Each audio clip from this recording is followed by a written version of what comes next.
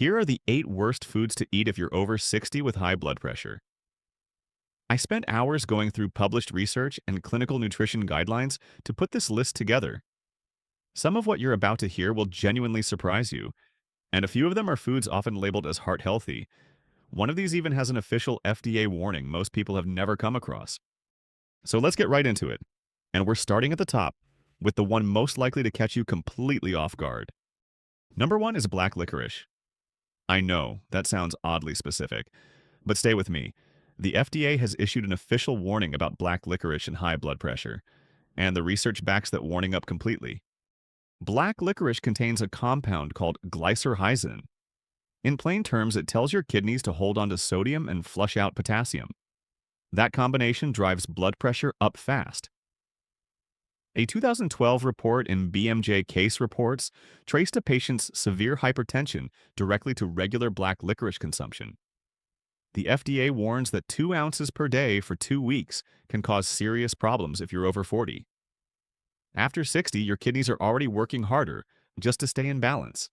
Even small amounts matter more than most people realize. Check your labels carefully.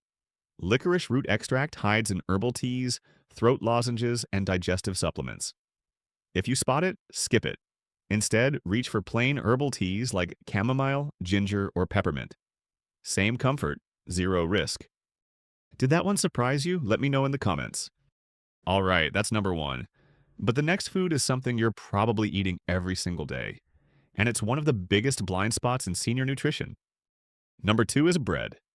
Ordinary, everyday bread. White bread, whole wheat, even the multigrain kind from the natural foods aisle. This one surprises almost everyone. Bread is one of the largest hidden sources of sodium in the American diet. Not because one slice is loaded, it's because most people eat several without thinking. A single slice of commercial bread can contain 100 to 200 milligrams of sodium.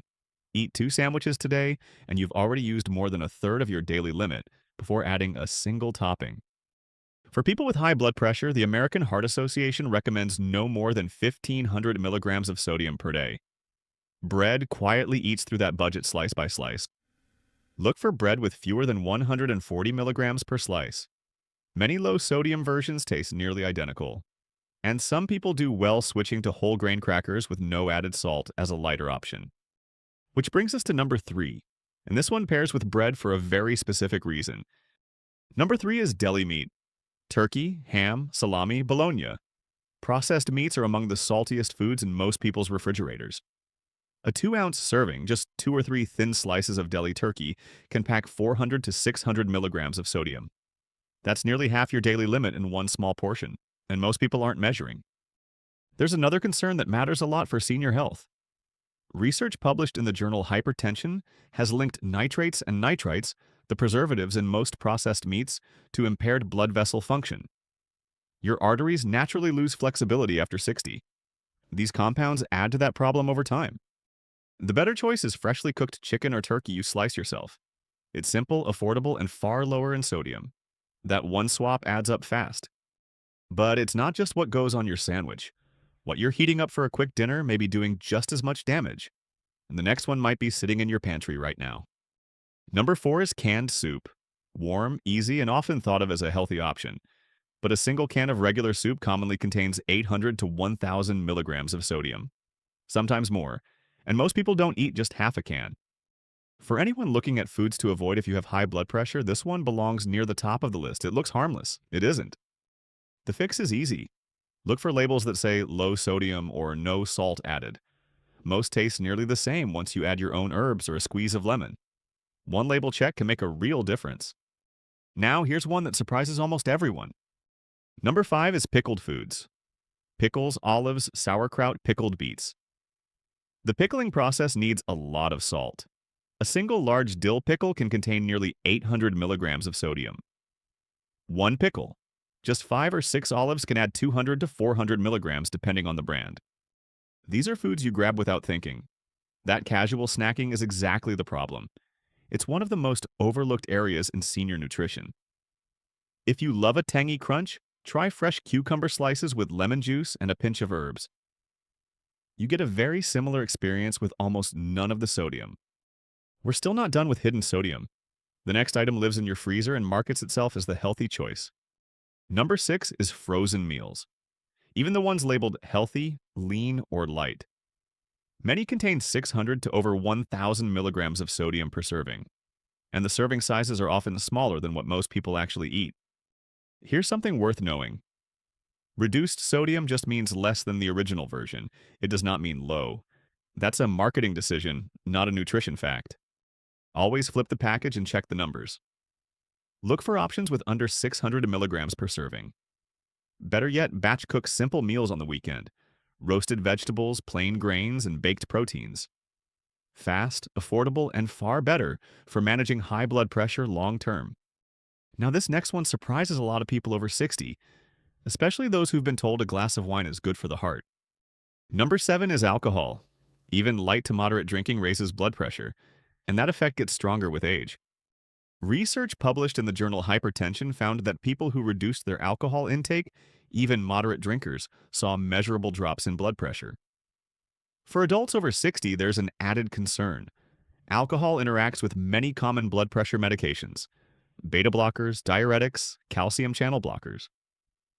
These combinations can cause your numbers to spike or drop in ways that are hard to predict. The American Heart Association is clear on this. If you have high blood pressure, less is better, and none may be best. Instead, try sparkling water with citrus or a cold glass of hibiscus tea. Research suggests hibiscus may actively support healthy blood pressure. Talk to your doctor about what makes sense for your situation. One more to go, and this is one most people would never expect to see on a list like this. Number 8 is cheese. Full-fat cheese is high in both sodium and saturated fat. A single ounce of regular cheddar contains around 180 milligrams of sodium. Over time, a diet high in saturated fat contributes to arterial stiffness. That means your arteries lose flexibility. Less flexible arteries push your systolic pressure higher. That's the top number on your reading. It's also the number that tends to climb most after 60. You don't have to cut cheese out entirely. Choose lower sodium options like fresh mozzarella or Swiss. Keep portions to about 1 ounce, and enjoy it a few times a week rather than every day. Small shift, real benefit. Which one on this list surprised you the most? Tell me in the comments. I read every single one. Alright, the 8 foods to avoid if you have high blood pressure are black licorice, bread, deli meat, canned soup, pickled foods, frozen meals, alcohol, and cheese.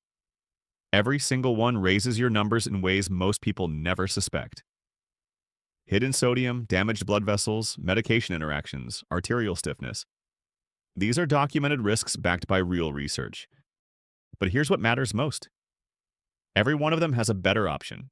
Low sodium bread, fresh cooked protein, no salt added soups, fresh vegetables instead of pickled ones, batch cooked meals instead of frozen dinners, sparkling water or hibiscus tea instead of alcohol, fresh mozzarella instead of aged cheddar.